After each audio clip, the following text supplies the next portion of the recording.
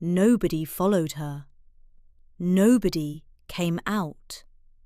The hallway remained empty for almost an hour.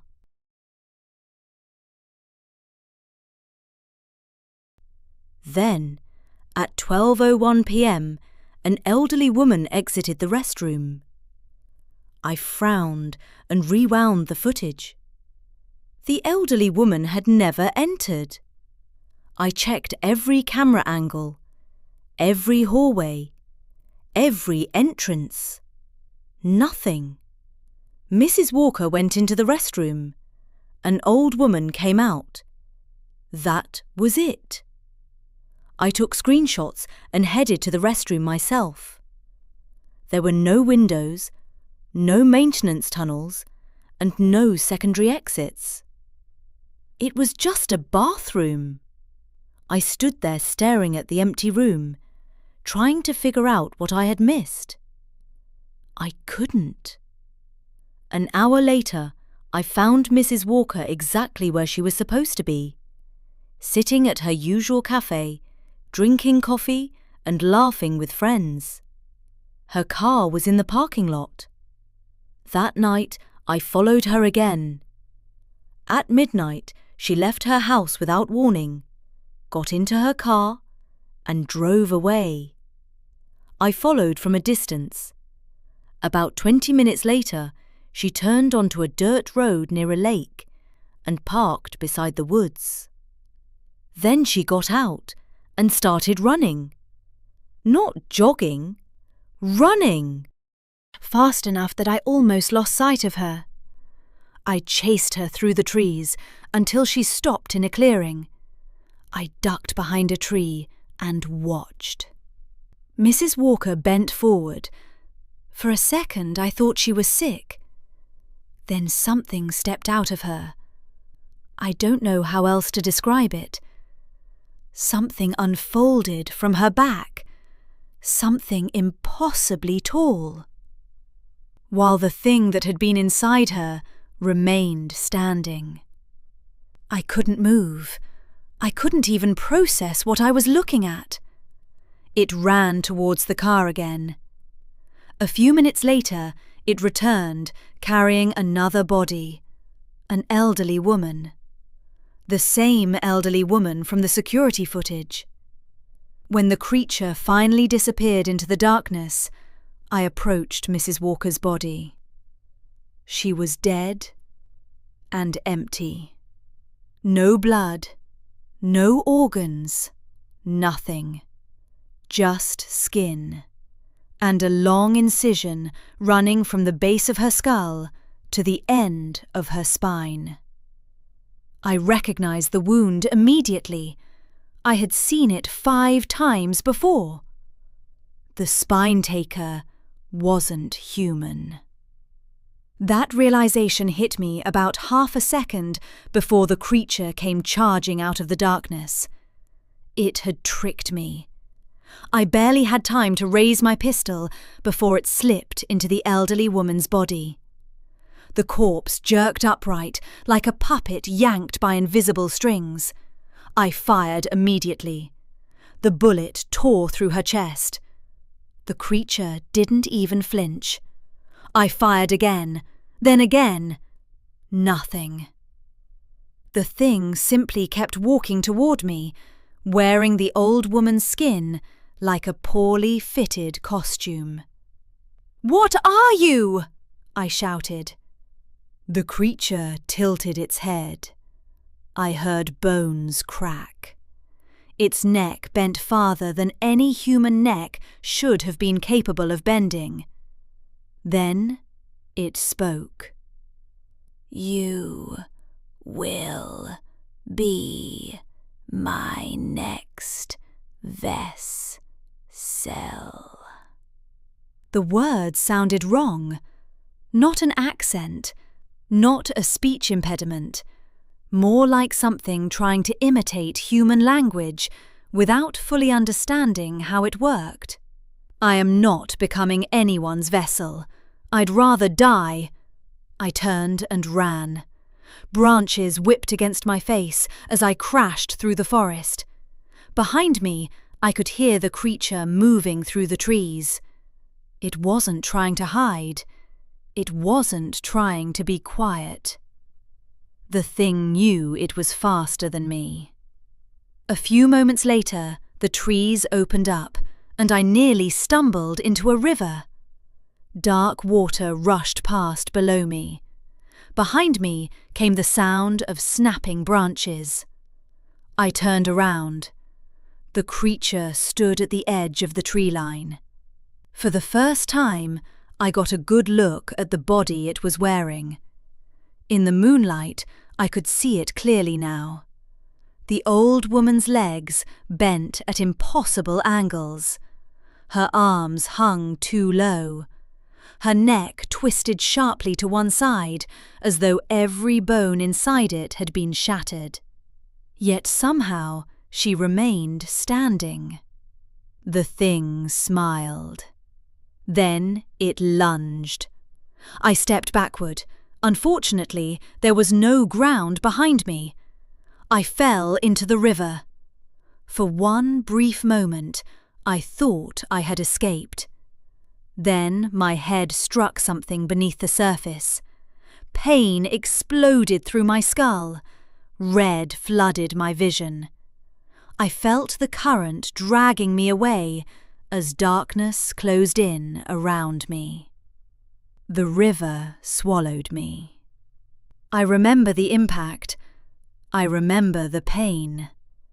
Then everything disappeared.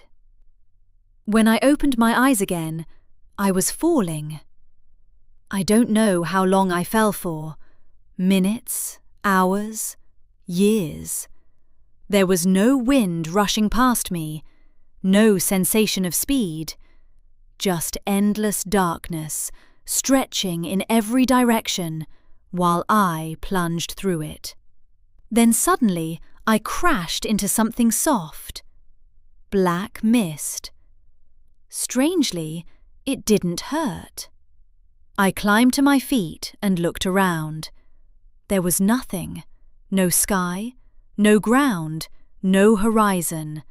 Just darkness stretching endlessly in every direction. And a desk.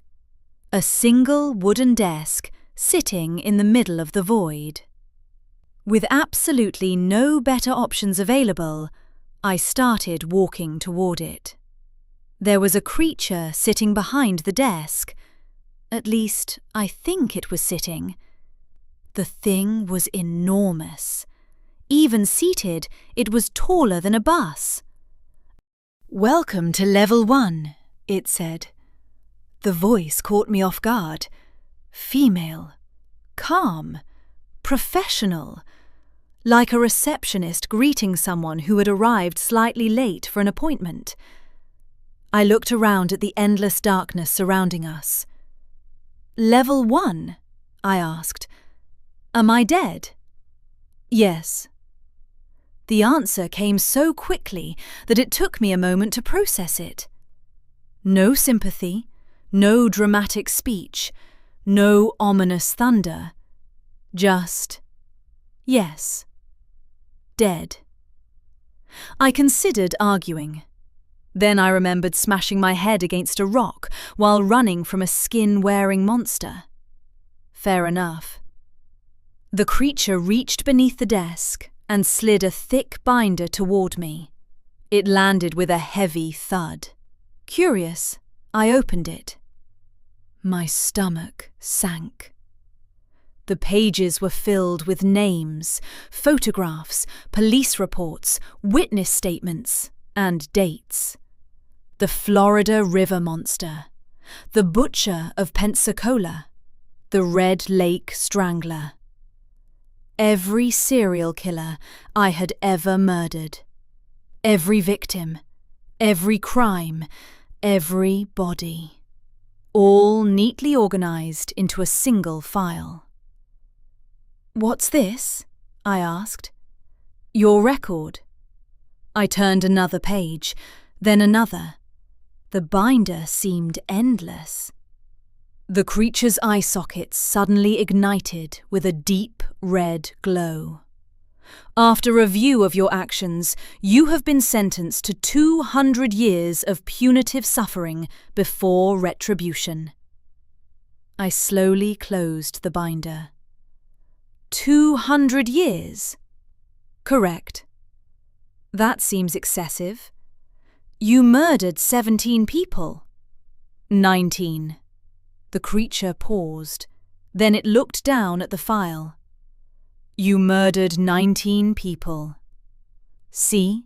That's the kind of mistake that gets organizations sued. For several seconds, neither of us spoke. Finally, the creature sighed. I liked you better when you were unconscious. I shrugged. The truth was, none of this surprised me. I had always known this was how my story would end. I knew what I was. I knew what I had done. I wasn't a hero. I wasn't a vigilante. I was a serial killer who happened to choose worse people as victims. There was a difference. Just not enough of one. I see, the creature said. Then it leaned forward. But. I frowned. But? We can make a deal. That got my attention. A deal? What kind of deal? The red glow inside the skull brightened slightly. The kind that allows you to repay your debt. I raised an eyebrow. Repay my debt? The creature nodded. There are souls on earth that belong here. Murderers, predators, monsters wearing human faces. Some escape justice, some escape death. Some are taken by things that have no right to claim them. I stared at it. So you're offering me a job? In a manner of speaking. You do realize that I have spent years murdering people, right? That is precisely why you're being considered.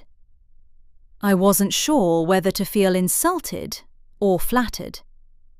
The creature folded its hands atop the desk. You have contributed greatly to hell. Many souls currently suffering below would never have arrived without your assistance. Only a few mortals possess such a record. That might be the worst compliment I've ever received. The creature ignored me. In exchange for your service, your sentence will be reduced. Continue long enough, and it may eventually be erased. I glanced down at the binder, then at the endless darkness surrounding us, then back at the creature.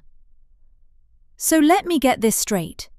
My choices are 200 years of torture, among other punishments, or I go back to Earth and drag damned souls down here for you. Correct. I considered the offer. Honestly, it sounded suspiciously similar to my previous hobby. The only real difference was that this time I had an employer. Unfortunately, that employer was hell. What happens if I refuse? For several seconds, there was only silence. Then laughter erupted from the television. Not human laughter. Not even close. It sounded like earthquakes, screaming, and church bells all happening at once. The motel room shook. The television screen flickered. A crack appeared across the glass. When the laughter finally stopped, the demon spoke again. Then you will serve its remaining sentence alongside your own. That's not fair! Hell is not fair. I opened my mouth, then closed it again. Fair point. Someone must return the souls it has stolen, she continued. And unfortunately for you, You're the most qualified candidate available. The television immediately went black. A second later, my phone vibrated. A new message had arrived. An address, a photograph, and beneath it, a single sentence. Your sentence reduction begins now. I opened the photograph. It showed the girl, the future victim. The picture had been taken at night through a window from somewhere outside her house. At first it looked innocent enough. Then I noticed the red circle. Someone had marked a shadowy figure standing in the darkness beyond the glass. Watching. Smiling. If I'm going to survive this, I need to find her before the spine taker does. I'll update this journal if I make it through the night. If I don't, Terry will probably end up going through my computer, trying to figure out what happened to me. If that happens, this journal is all I can leave behind. Everything I've written here is true. I know how insane that sounds, because I thought it was insane too, until I checked my pulse. The only reason I know any of this is real is because my heart isn't beating as I write this. And you really can't keep calling something a hallucination when you're already supposed to be dead.